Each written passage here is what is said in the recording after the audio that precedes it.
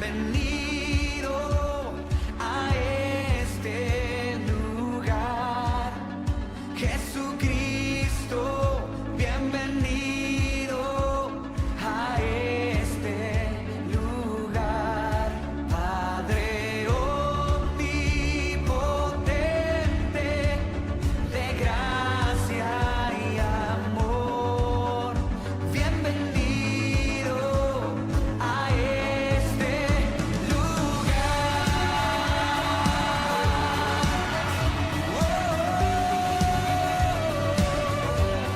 Espíritu Santo, bienvenido a este lugar. Jesucristo, bienvenido a este lugar. Padre omnipotente, de gracia y amor, bienvenido a este lugar.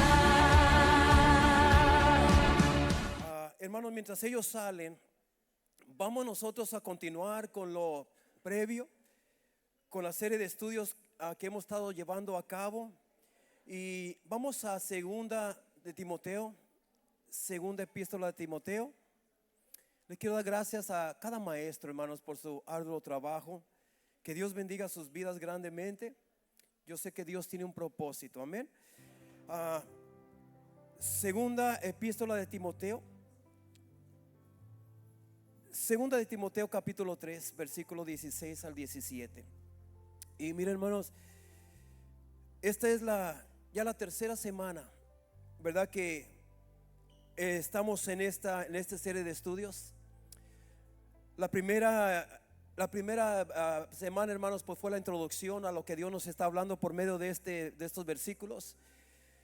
Pero la semana pasada pues estudiamos, hermanos, acerca de la utilidad de la palabra, que es en dos áreas la estudiamos, pero faltan otras dos. La semana pasada estuvimos, hermanos, tocando el tema acerca de la palabra que es útil para enseñar y para redarguir, ¿verdad? Y hoy vamos a entrar en lo que es, hermanos, la utilidad de la palabra para corregir nuestras vidas, para corregirnos, hermanos, en lo que Dios nos está demandando de nosotros como hijos de Dios, amén. Pero vamos a orar, hermanos, ayúdame a orar, pueblo de Dios, para que una vez más el Espíritu Santo nos hable y nos ministre, hermanos, a través de esta. Porque, hermanos, ¿cuántos de aquí creen que en algún área de nuestras vidas nosotros necesitamos corrección de parte de Dios, hermanos? Yo pienso que todos, en alguna área de nuestras vidas necesitamos esa corrección divina de parte del Espíritu Santo. Hoy Dios nos va a mostrar, hermanos, cómo es que Él obra cuando nosotros aceptamos ser corregidos por Dios. Vamos a orar y pedir la guianza del Espíritu Santo. Amado Dios, gracias, Padre. Gracias, Señor, te damos una vez más, Señor, por tu gran misericordia, Señor, por tu gran amor que tú tienes para con cada uno de nosotros, Señor.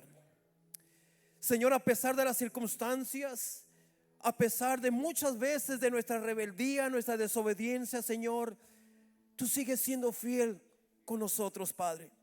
Tú sigues amándonos, tú sigues hablándonos, Señor. Tú sigues, Señor, instruyéndonos por el camino correcto, Padre. Gracias, Señor, te damos por tu amor y misericordia. Te suplicamos, Señor, que en esta noche no sea la excepción. Señor, háblanos hoy en esta noche, Padre, así como tú lo has hecho. Te lo pedimos en el nombre de Cristo Jesús. Y la iglesia del Señor dice amén, amén. Vamos a dar un aplauso al Señor, hermanos, iniciar con ese aplauso. Y mira, la palabra del Señor, hermanos, puedes tomar tu asiento. El tema de esta serie de estudios, hermanos, lo hemos estado titulando Inspiración Divina para vivir correctamente. Y bueno, hermanos, segunda carta a Timoteo, capítulo 3, versículo 16 al 17 nos dice de esta manera. Y dice la palabra del Señor, dice: toda la escritura es inspirada por Dios y útil para enseñar, para redarguir, para corregir y para instruir en justicia. Y todo esto tiene un propósito. El fin de esto, hermanos, dice, a fin de que el hombre de Dios sea perfecto. Y ya estudiamos que la palabra perfecto significa sea maduro, lo suficiente maduro como para que, dice que sea perfecto, enteramente preparado para toda buena obra. Esta es, hermanos, la tercera parte de una serie de estudios sobre la utilidad de la escritura. Número 1, dice que es útil para enseñar. Ya aprendimos esto. Útil para redarguir. También ya hablamos esto, hermanos. Redarguir también significa, ¿verdad? Como cuando te llama la atención a cosas así. Es útil para corregir y para instruir en justicia. Hoy vamos a entrar a corregir. Y antes de entrar, hermanos, a esto, quiero compartir contigo algunos 2 o 3 versículos, hermanos, que nos hablan de lo hermoso que es esto, de lo hermoso que es la corrección. ¿Cuántos creen que la corrección es hermosa, hermanos? A veces la corrección a mucha gente no le gusta, hermanos, y vamos a ser honestos. A veces cuando alguien nos corrige, hermanos, porque estamos haciendo algo mal, algo equivocado, porque nos estamos desviando a un camino que no es correcto, y cuando se nos llama la atención, cuando se trata de corregirnos, a mucha gente no le gusta, no le agrada. Es más, mucha gente piensa como que la corrección es un castigo. No, hermano, la corrección no es un castigo. La corrección es hermanos, tiene un propósito. Y el propósito de la corrección, mi amado hermano, es de restaurarte, ¿verdad? De restaurarte, de volverte a levantar, de volverte a dirigir para la bendición. Entonces mira lo que nos dice en primer lugar Proverbios capítulo 3. Y voy a darle lectura al versículo 11 y 12 en la versión NBI. Y mira lo que dice. Dice: hijo mío, mira, este es Dios hablando.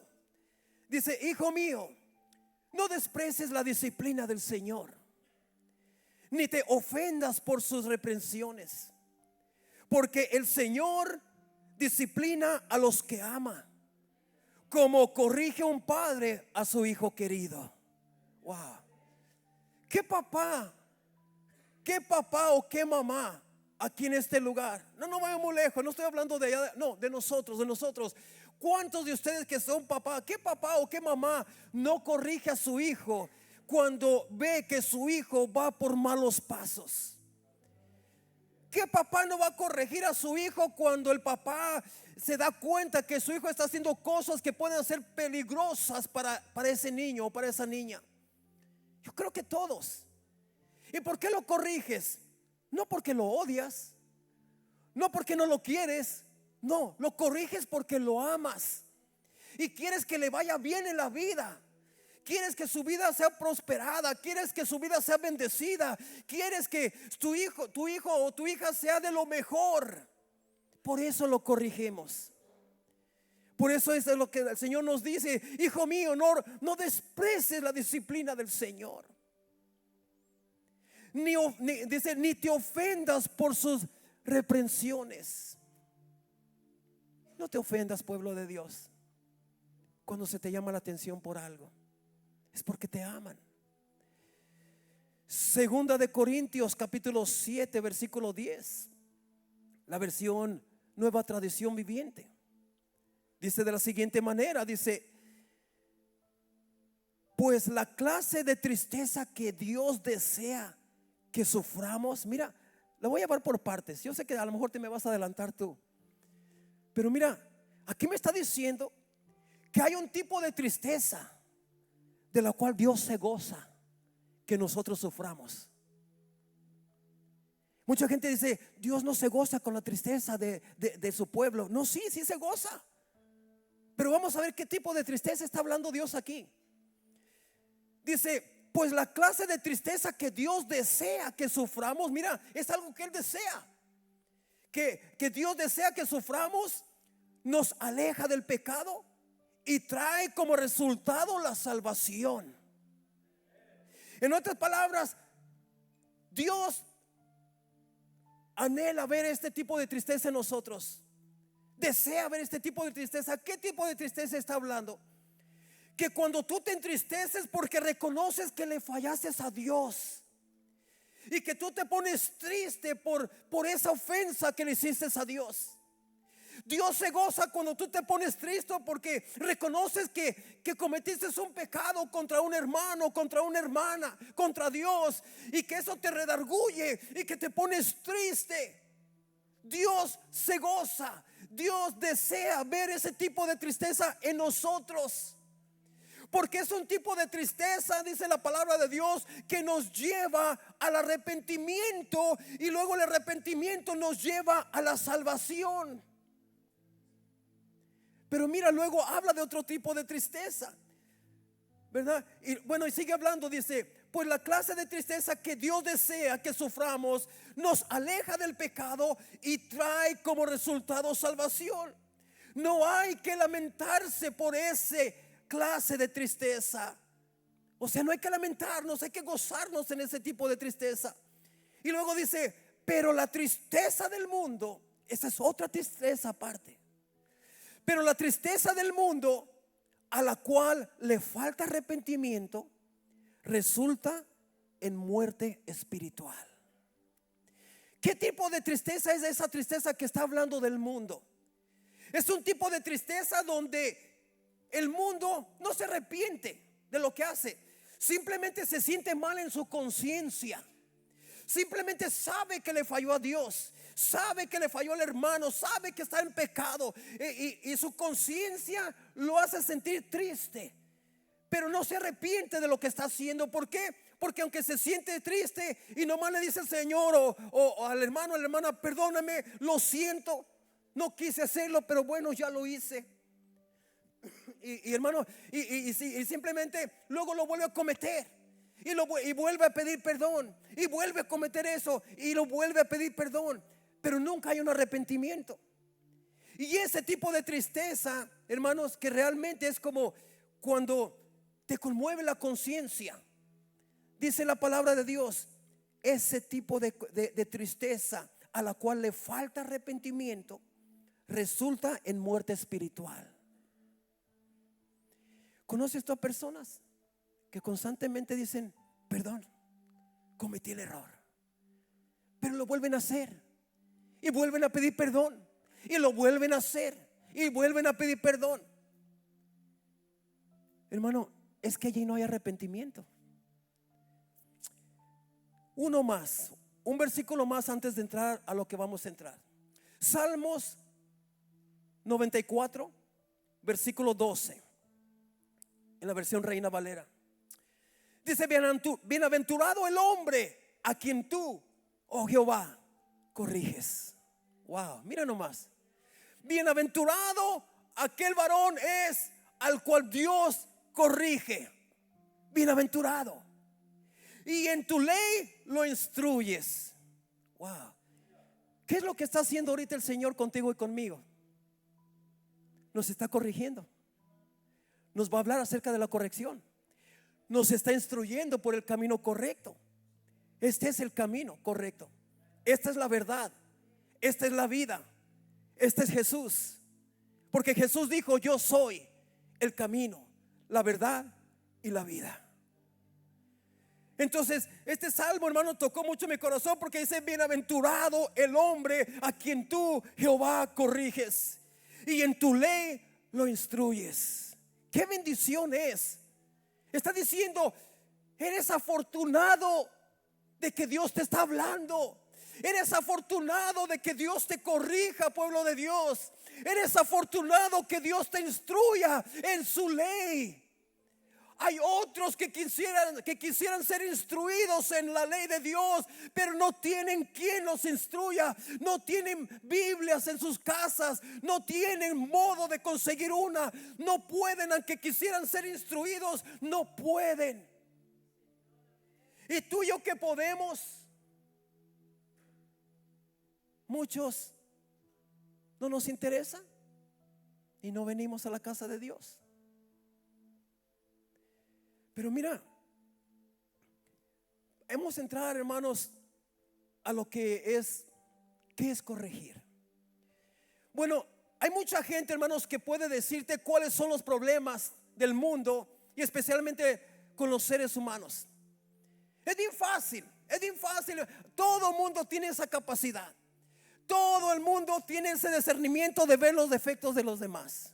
¿Cuántos dicen amén?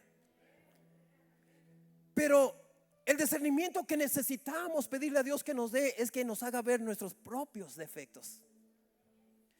O sea, mucha gente te va a decir tus defectos. Es que tú esto y esto y esto y esto. Y mucha gente te va a decir, hermanos, los defectos y los problemas del mundo entero. Eso es fácil de hacer. Hay mucha gente que puede decirte cuáles son los problemas del mundo y especialmente con la humanidad. Pero ¿quién tiene la clave para corregir y traer restauración a tales cosas? Hay mucha gente que viene y te dice, boom, boom, boom, boom, usted está mal en esto y esto y esto y esto. Pero ¿acaso te dice, permíteme y juntos vamos a buscar el camino correcto a esto? Mira, vamos a buscar, yo te voy a mostrar por medio de la palabra de Dios cuál es el camino correcto. No, solamente te dicen tus defectos, ¿verdad? Entonces, hermanos, ¿verdad? Pero ¿quién tendrá la clave para corregir y traer restauración? Porque ese es el propósito principal de la corrección. No de condenar, no. Ese no es el propósito de una corrección. No es de condenar, es de traer restauración. ¿Cuántos dicen amén? ¿Quiénes podrán traer restauración a tales cosas que a veces vivimos? La palabra de Dios es la única fuente que podemos usar para redarguir al mundo del pecado. Y en ella también encontramos el mensaje positivo de la restauración que el mundo necesita para andar en el camino correcto. Número 1, la Biblia nos enseña, hermanos, como muchos de los... mira lo que la Biblia nos... Si tú lees la Biblia, hermanos, te vas a dar cuenta que el propósito de la Biblia es porque la Biblia te quiere enseñar cómo es que muchos hombres y mujeres de Dios, cómo es que tantos en la Biblia, hermanos, nos enseña cómo muchos de los grandes hombres y mujeres de Dios fueron usados por Dios. Dependieron de la palabra de Dios para la corrección y la restauración de su vida. La Biblia nos enseña cómo fue que estos hombres y mujeres de Dios llegaron a ser tan grandes, hermanos, poderosamente usados por Dios. Y vemos que ellos son, hermanos, ellos son personas que se dejaron corregir por Dios, se dejaron instruir por Dios y llegaron a ser grandes personas en el Señor. Y voy a dar 2 ejemplos bíblicos aquí. Mira, cuando el rey David, hermanos, cuando el rey David vio que él había hecho algo equivocado, ¿qué fue lo que hizo? Cuando él reconoció que se equivocó, ¿qué fue lo que hizo él? Él fue a la ley de Jehová, o sea, las escrituras, para corregir su falta y su error. Y quiero tocar un versículo, hermanos, voy a hablar de esto en 2 de Samuel, capítulo 6, versículo 8 y 9. Y aquí nos habla la palabra de Dios, mira, en el proceso donde por primera vez David iba a subir al trono como rey de Jerusalén, como el rey, hermanos, de Israel. Mira, cuando él tomó ese trono oficialmente, una de las primeras cosas que él hizo, hermanos, o su intento fue, es decir, ahora que yo voy a tomar la posición en el trono, lo primero que yo necesito hacer, él dijo esto, lo primero que yo necesito hacer es volver a traer la presencia de Jehová a casa, volverla a traer al pueblo de Dios. Dice, porque desde los tiempos de Saúl nadie ha hecho caso de ella. ¿Y sabes cuántos tiempos había hecho eso? 20 años que les habían quitado hermanos, la arca del pacto, que en aquel tiempo representaba la presencia de Dios. Hermanos, y el rey David dice, ¿verdad? Nadie, no hemos hecho caso de ella. 20 años hemos estado sin la presencia de Jehová y nadie ha hecho caso.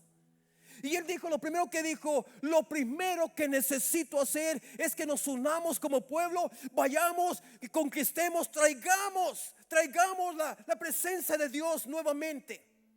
Y todos decían, amén, gloria a Dios, hagámoslo. Pero tú sabes lo que pasó. Cuando ellos finalmente fueron a la casa de Abinadab, que allí es donde estuvo por 20 años, fueron por esa arca, hermanos, la subieron a una carreta nueva que fue jalada por bueyes. Hermanos, iban en el camino, dice la palabra de Dios, que iban danzando, iban gritando, hermanos, iban con júbilo, iban todos gozosos. Pero sucedió algo, una tragedia en el camino. Sucedió que cuando iban en el camino, los bueyes, no sé cómo estaría el camino de mal allí, pero los bueyes se andaban tropezando, se andaban cayendo los bueyes. La carreta se ladeaba de un lado para el otro. Y Usa, el hijo de Abinadab, él pensando que se iba a caer el arca del pacto, lo que él hizo fue que trató de detenerla para que no se ladeara, hermanos. Y dice la palabra de Dios que ¡pum!, cayó muerto él allí, Usa, por ver tocado el arca de pacto. Porque la ley era de que nadie podía tocarla, nadie. Y aquí es donde comenzamos, en 2 de Samuel, capítulo 6, versículo 8 y 9. Y mira lo que dice, y se entristeció David por haber herido Jehová a Usa. O sea, se puso triste, no sabía qué hacer. Lo agarró por sorpresa ese acontecimiento. Y dijo, y fue llamado aquel lugar Perez Usa hasta hoy. Dice, y temiendo David a Jehová aquel día, dijo, ¿cómo he de venir a mí el arca de Jehová? En otras palabras, ¿cómo podré yo traer esa arca de Jehová a nuestra tierra? Mira lo que pasó con Usa. Y dice la palabra de Dios, hermanos, que la llevaron a otro lugar. No me voy a meter en esto. La dejaron con Abed-edom. No me voy a meter en esa historia, pero la dejaron en otro lugar.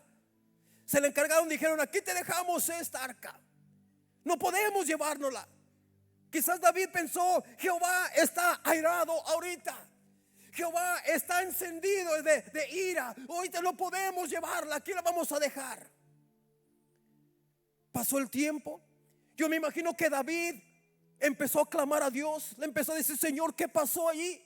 Señor, ¿por qué? Quizás él empezó a decirle, Usa no hizo nada malo, simplemente fue la reacción que cualquier otra persona pudiera tener de sostenerla. ¿Por qué?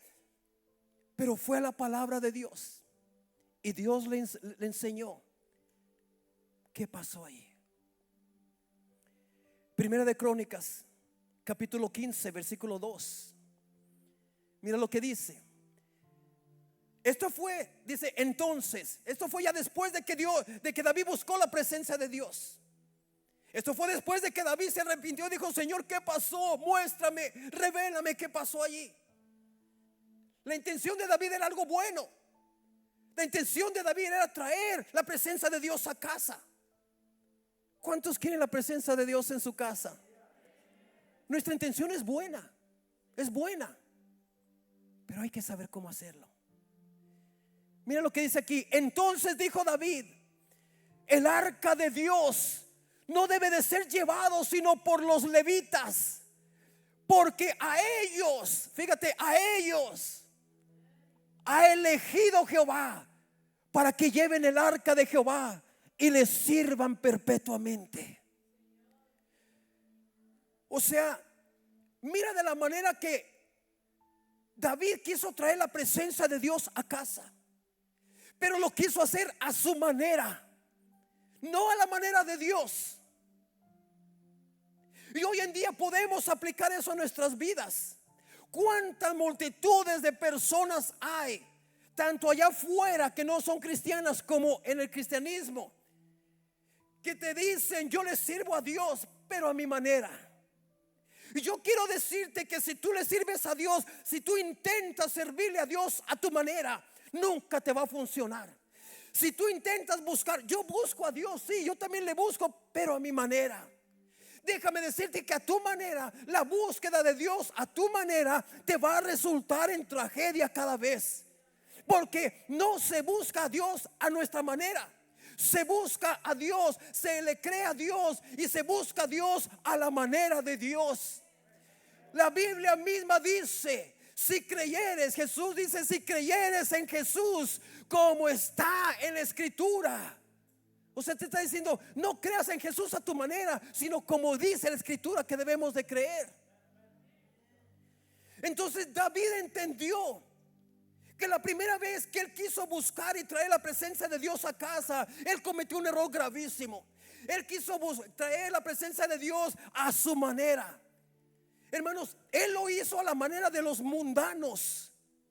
Porque cuando los enemigos del pueblo de Dios se llevaron el arca del pacto, ¿cómo se la llevaron? Se la llevaron en una carreta jalada por bueyes. Se la llevaron y a David se le hizo fácil y decir, bueno, pues yo voy a buscar la presencia de Dios igual que los mundanos, igual que los enemigos del pueblo de Dios. Ellos se la llevaron en carreta, yo me la traigo en carreta. Pero no es así. La presencia de Dios debía de haber sido cargada por levitas, y no cualquier levita. Los levitas que fueron escogidos por Dios solamente podían cargarla. Entonces David comprendió eso. Fue cuando David dijo, Señor, perdóname. Ahora entiendo que el arca de Dios no debe ser llevada sino por los levitas, porque a ellos ha elegido Jehová. Y esto es lo que el pueblo de Dios, David unió al pueblo de Dios, así como ustedes están aquí. Y les empezó a decir, ¿saben qué pasó? ¿Saben por qué nos fue tan mal? ¿Saben por qué? ¿Verdad? O sea, hubo fracaso en esa búsqueda de Dios, porque lo hicimos mal, pueblo. Porque actuamos mal delante de Dios. Porque no honramos la palabra de Dios. Nunca honramos a la manera de Dios, sino que lo quisimos hacer a nuestra manera. Hermanos, iglesia, el pueblo de Dios sabía la ley.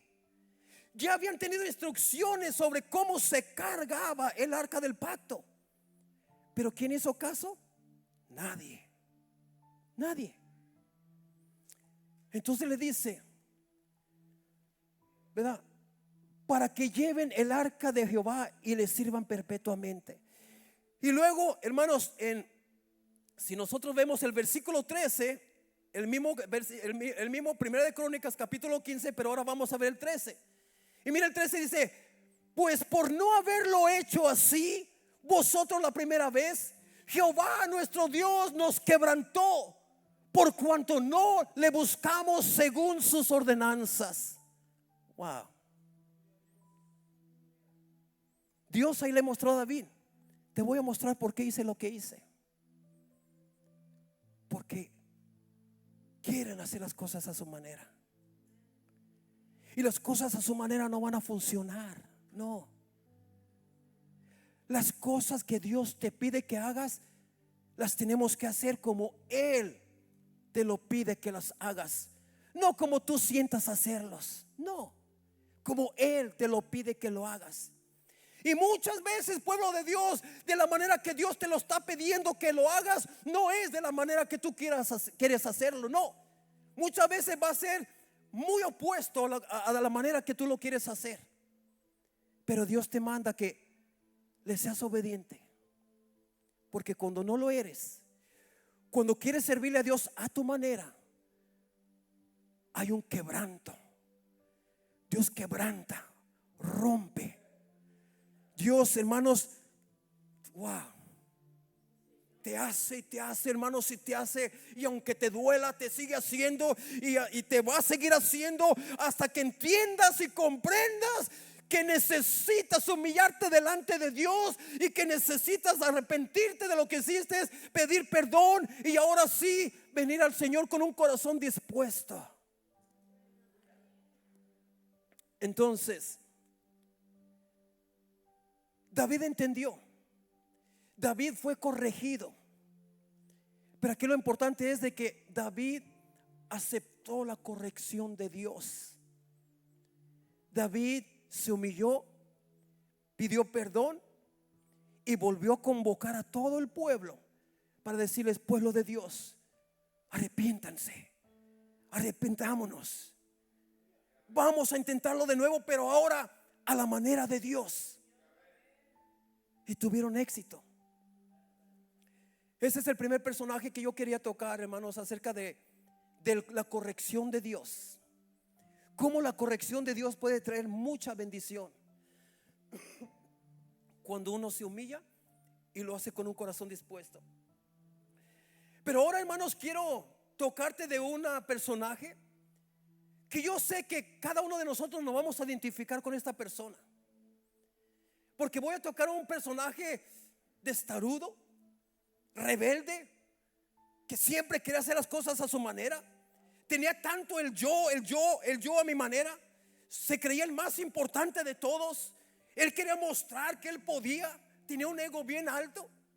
Y yo no sé si tú tienes una idea de quién se está tratando. Un personaje donde Dios lo transformó, que después llegó a ser el hombre del Pentecostés. El cambio de Pedro. Lucas capítulo 22, versículos 61 y 62.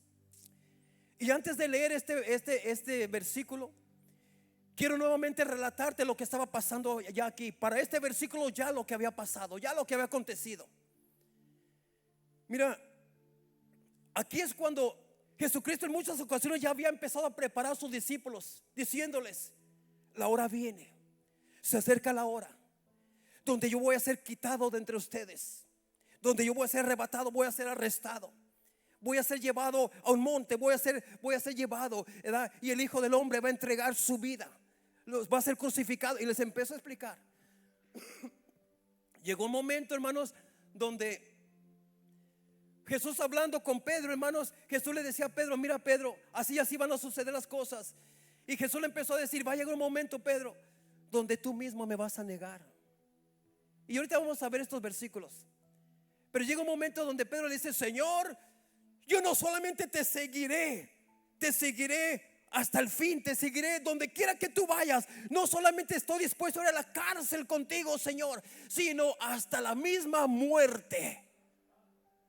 Y Jesús se le queda viendo y le dice: Pedro, de cierto te digo que hoy, esta noche, antes de que el gallo cante, tú ya me habrás negado 3 veces. Y Pedro contestó con aquella arrogancia, con aquello: Señor, no es así. Yo nunca te dejaré, nunca te abandonaré. Yo por ti estaría dispuesto a dar mi vida. Yo me imagino, esto no está en la Biblia, pero yo me imagino que Jesús le dijo: seguro, Pedrito, seguro. Vamos a ver qué pasa. Pero mira, aquí es cuando ya Jesús había sido arrestado, ya Pedro lo había negado. ¿Y por qué estoy empezando al revés? Porque ahorita quiero llegar a un punto. Dice así: entonces, vuelto el Señor, o sea, es cuando ya la multitud ya lo había golpeado el Señor, ya lo había torturado, ya lo había latigado, ya lo habían escupido, ya le habían hecho un montón de cosas, y ya lo llevaban todo golpeado para presentarlo delante de Pilato. Pero ya era inconocible ese hombre. Y dice: entonces, vuelto el Señor, miró a Pedro, y Pedro se acordó de las palabras del Señor que le había dicho: antes que el gallo cante, me negarás 3 veces. Déjame ahora sí empezar. Mira, ese fue el momento crucial en la historia de Pedro. Este momento fue el momento crucial en la historia, en la vida de Pedro, ¿verdad?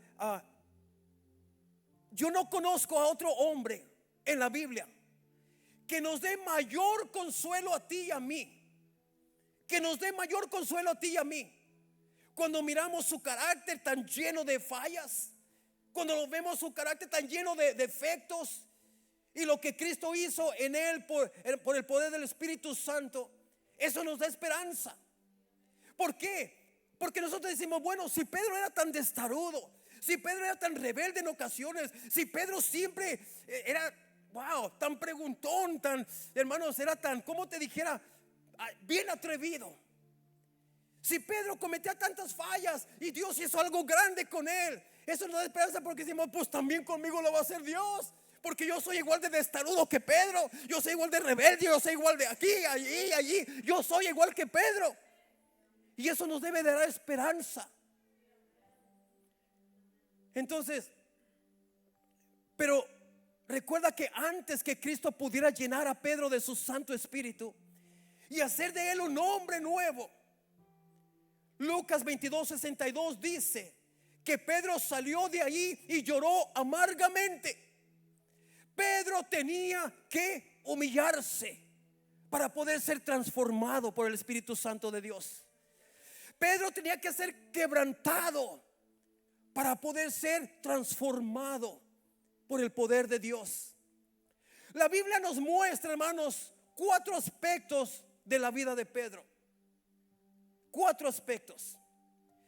El primer aspecto que nos muestra la Biblia es que nos presenta a Pedro como el discípulo devoto de Jesús. Y ahorita vamos a ver esto.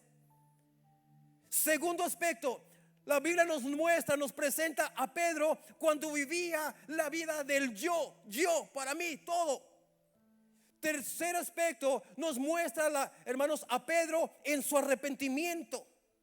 Y cuarto aspecto, hermanos, nos muestra lo que Cristo hizo de Pedro por el poder del Espíritu Santo después de su arrepentimiento.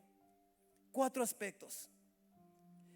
Así que veamos primero, hermanos, a Pedro como el discípulo devoto de Jesús, que así es como la mayoría de nosotros comenzamos en nuestro primer amor hacia el Señor, muy devotos al Señor.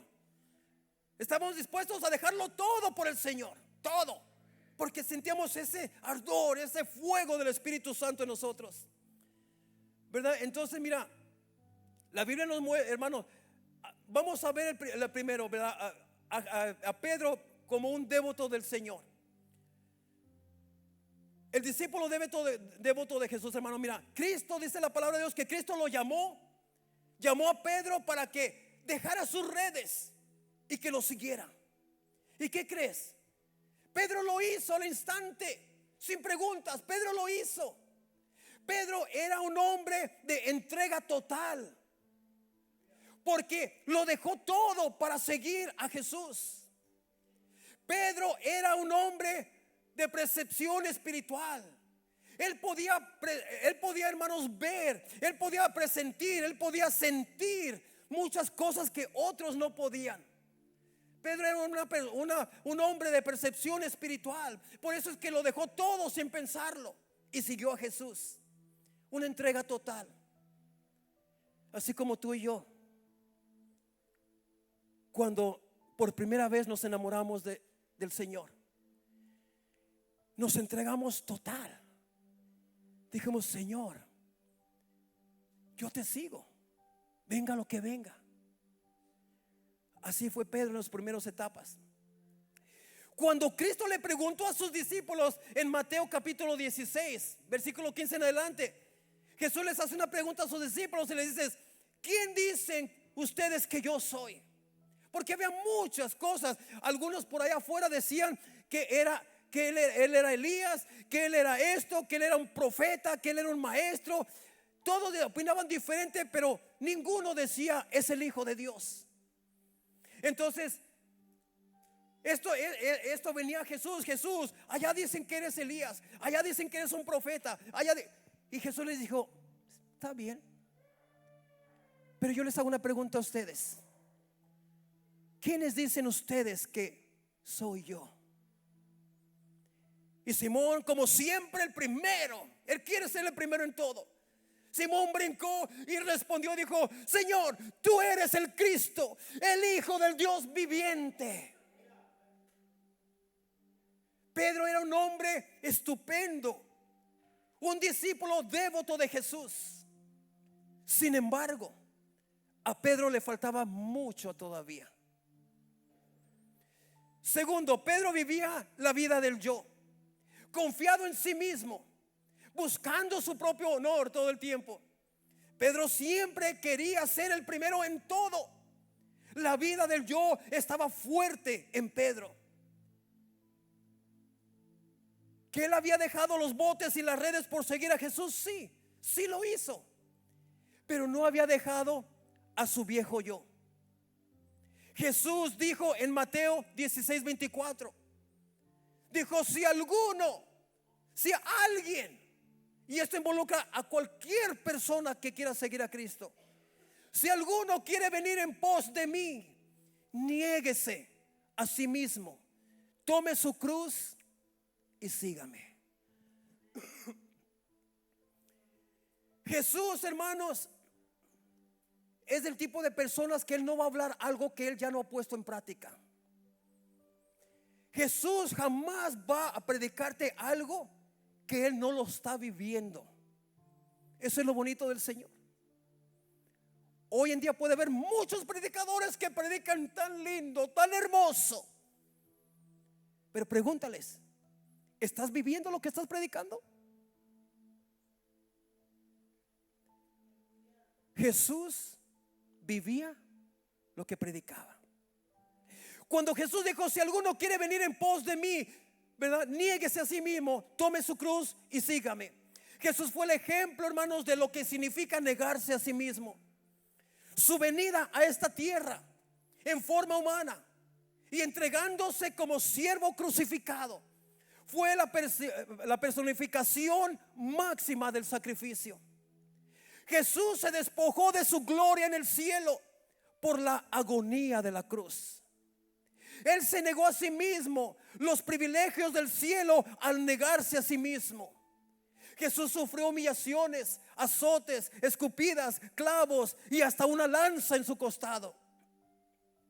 Si nosotros queremos crecer en nuestro amor por Cristo, hermanos, no podemos esquivar el negarnos a nosotros mismos. No podemos. Esto puede significar quizás no aceptar un trabajo que te paguen más dinero, pero que requiere que ya no puedas congregarte regularmente. O quizás un trabajo donde te van a pagar más, pero te pidan que hagas cosas poco éticas, cosas que a Dios no le agraden. Un verdadero cristiano va a negarse a sí mismo, va a decir: ¿sabes qué? Yo sé que me estás ofreciendo $5 o $6 más la hora de lo que yo gano ahorita, pero ¿sabes qué? Yo renuncio a ese trabajo. Yo no lo quiero, no lo acepto, yo lo rechazo. ¿Por qué? Son $5 más la hora de lo que estás ganando ahorita, porque va en contra de mis principios. Pero hay personas, hermanos, que les ofrecen eso y no importa. ¡Qué bendición de Dios! ¡Qué bendición Y al rato ya no los ves en la congregación. Ya no los ves porque su trabajo se los impide. ¿Será bendición de Dios o será una artimaña del enemigo para sacarte de allí? Meditemos. Estamos conscientes de qué es lo que está sucediendo. Cuando es una bendición de Dios, Dios nunca te va a apartar de que lo busques a Él. Nunca te va a apartar para que ya no puedas congregarte. Si un trabajo te impide eso, no es de Dios ese trabajo, no es.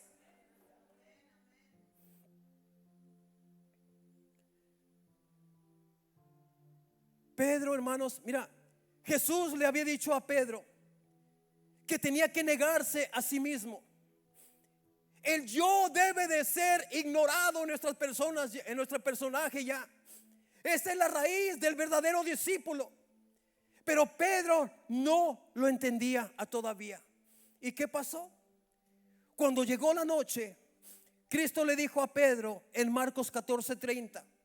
Cristo le dijo a Pedro: de cierto te digo que tú, Pedro, que tú, hoy mismo, hoy, en esta noche, antes de que el gallo haya cantado 2 veces, tú me habrás negado 3 veces.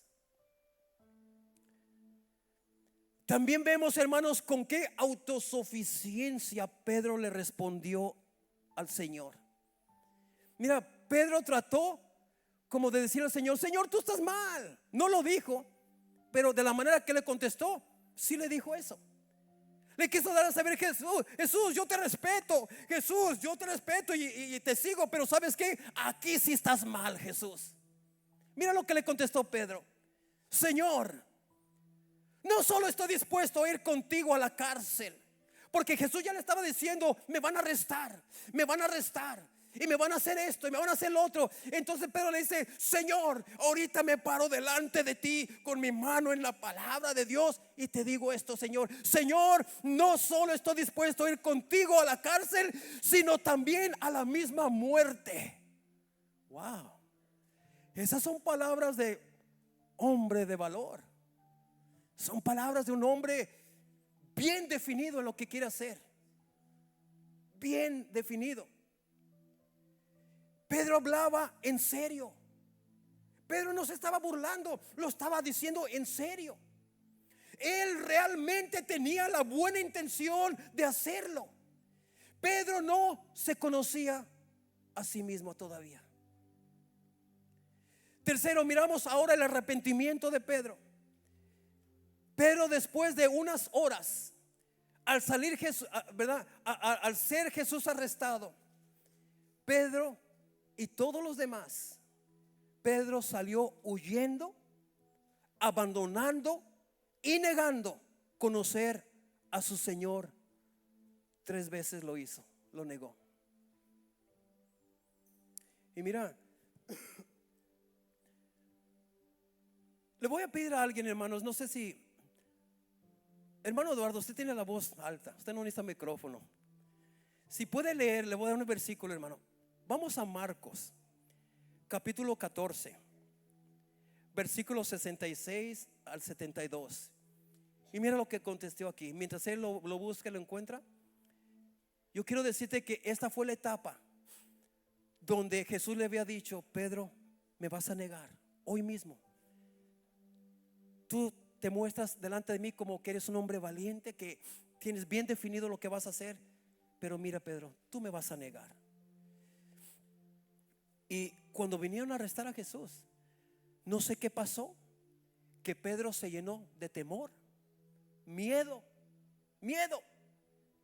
Y no solamente salió huyendo y dejó al maestro solo,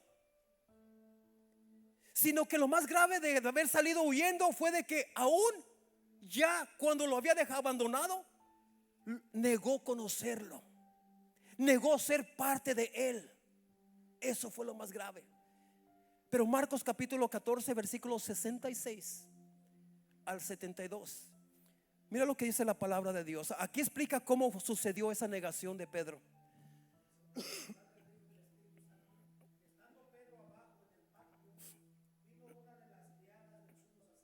Y mira, donde dice estando abajo en el patio, lo voy a interrumpir en varias ocasiones, hermano, porque quiero explicar. A Jesús ya se lo habían llevado. En ese proceso ya lo estaban golpeando. Estaba en el proceso donde estaban latigando a Jesús.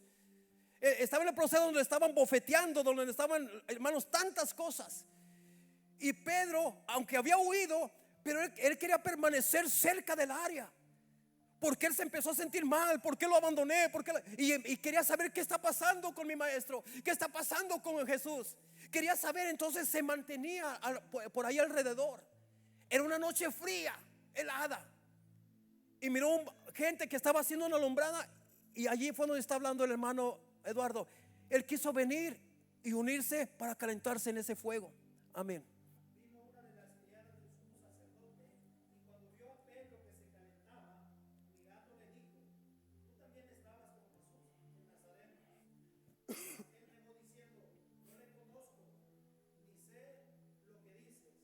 ¿Ves? El propósito es porque Jesús era el principal que se lo querían llevar, pero también quieren arrestar a sus discípulos.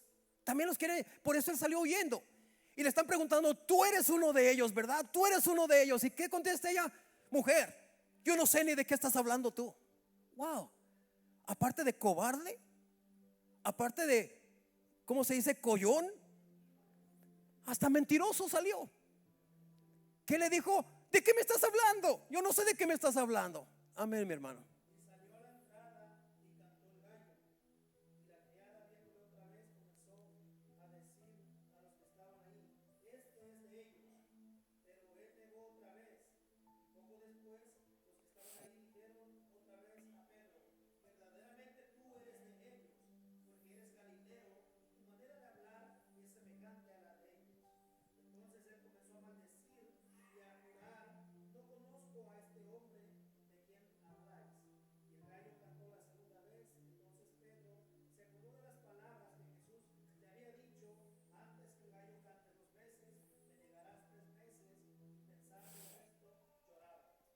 Wow. Y en ese momento, en la tercera vez que lo negó, hermanos, fue cuando leímos al principio. Porque fue en ese momento, en ese preciso momento, mira, cuando todo esto se estaba llevando a cabo, que ya estaban descubriendo a Pedro, que le dijeron: tú aún hablas como ellos, tú eres uno de ellos. Y Pedro decía: mujer, y fíjate, y empezó a maldecir. O sea, cobarde, collón, mentiroso, maldiciente. Empezó a maldecir. Y cuando estaban en todo ese halagadero, que sí soy, que no soy, que yo no sé de quién habla, yo ni siquiera sé quién es ese hombre, se empezó a oír una burulla por donde quiera, gente gritando, gente festejando, gente celebrando. Y todos empezaron a decir: ¿qué está pasando? Y ya traían a Jesús, hermanos, encadenado de las manos y de los pies, y lo traían jaloneándolo, todo golpeado, todo ya no se sabía quién era ese hombre, de lo golpeado que estaba. Y dice que cuando pasaron por allí, por las puertas del palacio, ahí estaba Pedro diciendo: yo no conozco a ese hombre. Y en cuanto dijo eso, hermanos, ya llevaban a Jesús, y Jesús escuchó a Pedro decir eso. Y dice la palabra de Dios que Jesús volteó a ver a Pedro y se le quedó viendo a Pedro. Y aquí es donde leemos este versículo. Y en ese mismo instante, Lucas 22:61, y en ese mismo instante el Señor se volvió a ver a Pedro. Y déjame decirte que esa mirada del Señor hacia Pedro, esa mirada fue la que quebró el corazón de Pedro. Porque esa mirada no era una mirada de odio, no fue una mirada de reprensión, no fue una mirada de me caes gordo. No, esa mirada fue una manera de compasión. Esa mirada fue una mirada de que: Pedro, pase lo que pase, haya pasado lo que haya pasado, Pedro, yo te amo. Yo te amo. Y Pedro, yo no he terminado contigo. Tú vas a ver, Pedro, lo que voy a hacer en tu vida.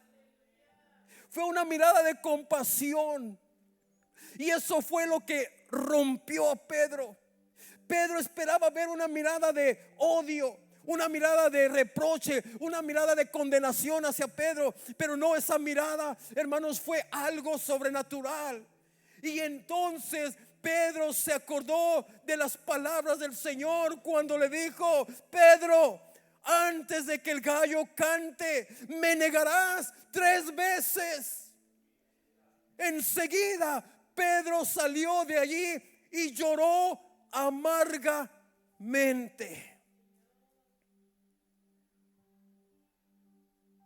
Jesús se volteó y a la distancia miró a Pedro. Y esa mirada de Jesús rompió el corazón de Pedro. Pedro pudo ver delante de sí lo horrible de su pecado. Pudo ver cuán bajo había caído. Entonces Pedro salió de allí y lloró amargamente. Realmente no tenemos idea cuán profundo debe de haber sido la humillación de Pedro, pero ese fue el punto decisivo y el cambio en la vida de Pedro. Y cuarto, lo que Cristo hizo de Pedro por el Espíritu Santo. Pedro ya estaba preparado para la liberación del yo. Pedro, en ese punto tan esencial, allí fue donde Pedro ya estaba listo, ya estaba preparado para ser libre del yo. Su naturaleza entera había sido cambiada, transformada. La obra que Cristo comenzó en Pedro hacía tiempo atrás, en aquel mar de Galilea, durante el proceso de su arresto, golpes y tortura, cuando Cristo fijó su tierna mirada en Pedro, y Pedro, sintiéndose miserable por haber abandonado y negado, salió llorando. Y allí fue donde se perfeccionó la obra del Señor en la vida de Pedro. Desde ese momento Pedro ya no fue el mismo Pedro. Después de esto, hermanos, era el Espíritu de Cristo mismo respirando y hablando dentro de él y a través de él. En vez de negar a Cristo, años después, Pedro halló gozo al sufrir y morir crucificado por su Señor, como él mismo lo había testificado que lo haría. ¿Cómo fue que Pedro, este Pedro carnal, este Pedro testarudo y con tanto amor propio, se pudo convertir en el hombre del Pentecostés? ¿Cómo pudo suceder eso? Ese Pedro que ahora, hermanos, había pasado por Pedro ahora había pasado por un proceso de quebrantamiento. Ahora él había, hermano, regresado a Cristo, pero ahora ya con un corazón arrepentido y quebrantado. Un corazón quebrantado es un corazón, mi amado hermano, un corazón humillado, un corazón rendido, un corazón sometido y un corazón que cede su voluntad, tu propia voluntad, la cedes al Señor. Ese es un corazón quebrantado.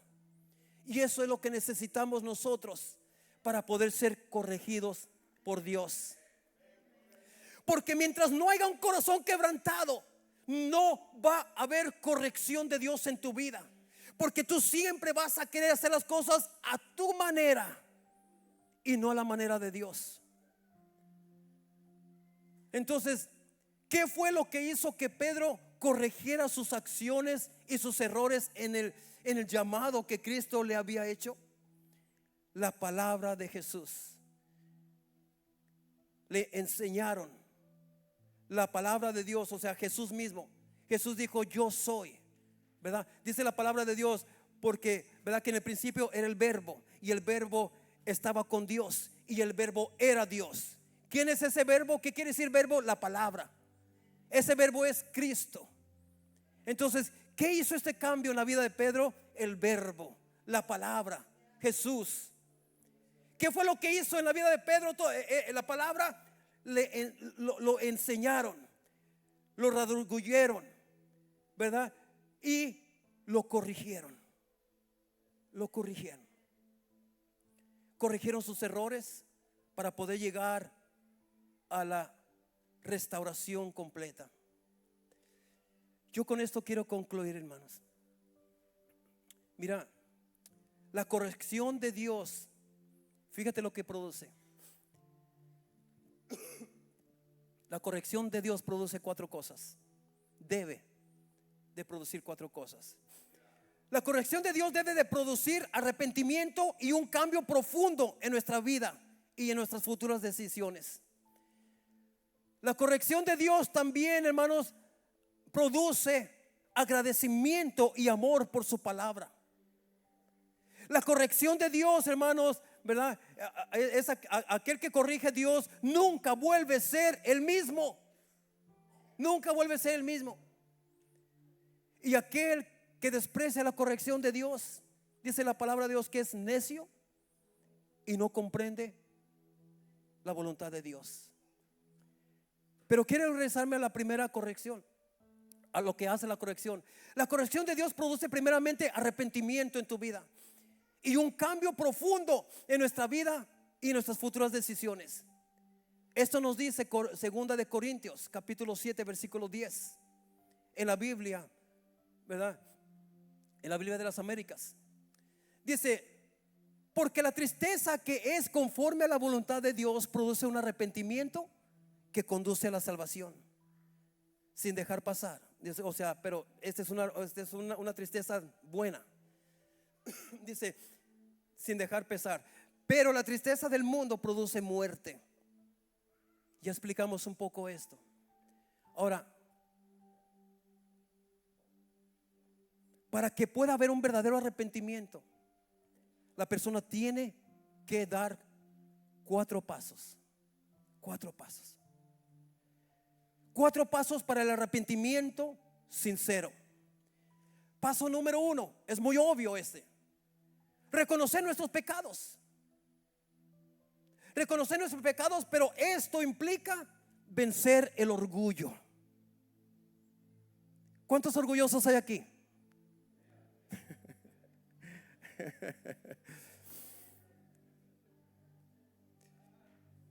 Para reconocer nuestros pecados tenemos que vencer el orgullo.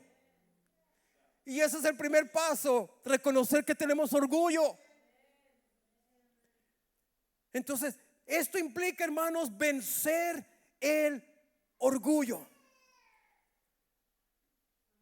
Si queremos cambiar nuestra conducta, bueno, 4 pasos para vencer, para llevar a cabo el verdadero arrepentimiento. Primero, vencer el orgullo. Segundo, confesar nuestros pecados ante Dios. Dice la palabra de Dios en primera de Juan 1:9. Dice que si confesamos nuestros pecados a Dios, Él es justo, misericordioso para perdonar todos nuestros pecados. Pero tenemos que confesarlos delante de Dios. Una confesión sincera. Y número 3, abandonar el pecado. Abandonarlo. No puedes tú arrepentirte un día pero sin abandonar el pecado. Necesitas abandonarlo, abandonar el pecado.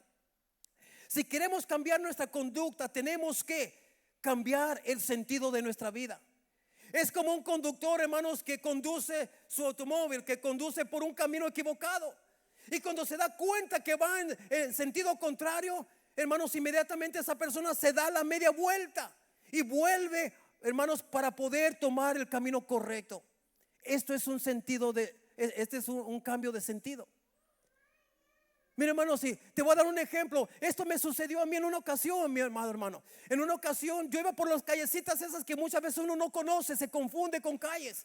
En Freno una vez yo iba y me metí por una callecita, hermanos, y pues yo no conocía ese lugar, me metí y de repente vi un homeless, un de esas personas que no tienen dónde vivir.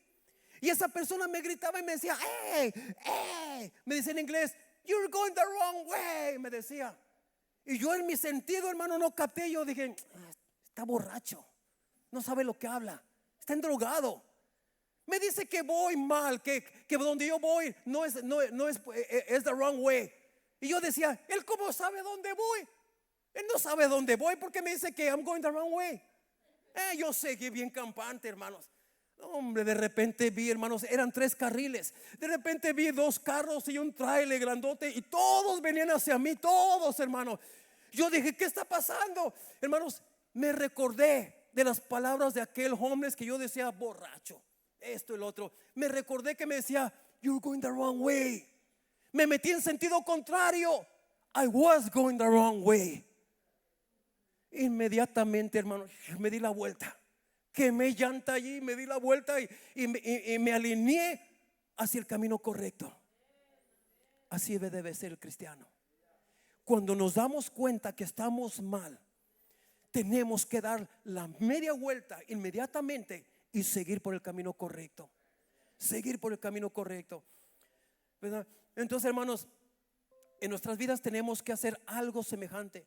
Si la persona sabe que está tomando un sentido equivocado, tiene que dar su espalda al pecado que ha cometido y tiene que volverse a Dios. Este cambio de sentido es lo que llamamos conversión. Conversión. Número 4, aborrecer el pecado. ¿Y por qué tenemos que aborrecer el pecado para poder ser cambiados? Porque es necesario no solamente reconocer nuestros pecados, sino también confesarlos y abandonarlos. Y quizás tú dirás, yo entiendo todo eso, pero aborrecer el pecado, ¿por qué? Porque ¿por qué tenemos que aborrecer el pecado? Porque el pecado trae la muerte y la separación de Dios. El pecado esclaviza a la persona, porque el pecado promete vida, pero te trae muerte. El pecado promete libertad, pero te trae esclavitud. Promete dulzura, pero te trae amargura. Por eso porque el pecado es, hermanos, viene a matarte. El pecado es un mentiroso. El pecado te miente, te engaña. El pecado viene con todo el propósito de matarte, de destruirte. Por eso tenemos que aborrecerlo. Porque cuando tú aprendes a aborrecer el pecado, déjame decirte que no se te va a dificultar para abandonarlo. Por eso es que tenemos que hacer todo esto. Y esto es lo que Pedro y David fueron corregidos en su vida. La palabra de Dios trajo corrección a sus vidas, pero la corrección los trajo a la restauración. El propósito de la corrección no es, hermanos, de maldecirte, de destruirte. El propósito de la corrección no es de, hermanos, lastimarte. El propósito de la corrección es para traerte restauración. Y yo espero en el Señor, mi amado hermano, que no echemos en vano lo que Dios nos está hablando. La palabra de Dios es útil. Es útil. Toda la palabra de Dios es inspirada y es útil para enseñar, para redarguir, para corregir. Hoy Dios nos habló acerca de la corrección que es necesaria. Hermanos, mira, esto me estoy tratando más de lo que yo pensaba, pero no podemos brincar estos puntos tan importantes. Yo siento en mi espíritu que es mejor que me tarde más de lo que yo pensaba, pero que el mensaje sea claro. En vez de ir a la carrera y que la gente dijo, bueno, pues este habló tan rápido que ni le entendí. Una semana más y terminamos este estudio. Vamos a estar aprendiendo acerca de qué es instruir en justicia. ¿Qué es eso? ¿Qué es eso? No es lo mismo corregir que instruir. Mucha gente lo confunde y dice, pues es lo mismo, pastor. ¿Qué corregir y instruir no es lo mismo? No, la última es y instruir en justicia. Y vamos a aprender de esto. Espero en el Señor que estos estudios estén siendo de bendición en tu vida, porque aunque requieren bastante tiempo de inversión, bastante, pero me están edificando mi vida, porque yo también necesito ser corregido en muchas cosas. Yo también necesito ser instruido. Yo también necesito ser redarguido. Hermanos, en el ámbito de crecimiento espiritual, todos lo necesitamos. Al yo dar estos estudios que Dios me está dando, Dios me está instruyendo a mí, y estoy tratando de crecer lo más que yo pueda también. Entonces, espero en el Señor, hermanos, que sean de bendición. Le doy gracias a Dios por todos aquellos que han venido a cada una de estas lecciones, porque son de bendición, porque no te pierdes ninguna. Porque mira, lamentablemente cuando tú te pierdes una de las lecciones, ya como que te quedaste, ¿qué pasó? Ya no entiendo, ya como que se me fue la bolita, ya no sé dónde quedó la bolita. No te pierdas ninguno, ¿verdad? Entonces, con esto, hermanos, yo le doy gracias a Dios. ¿Por qué no nos ponemos de pie, hermanos? Vamos a ponernos de pie.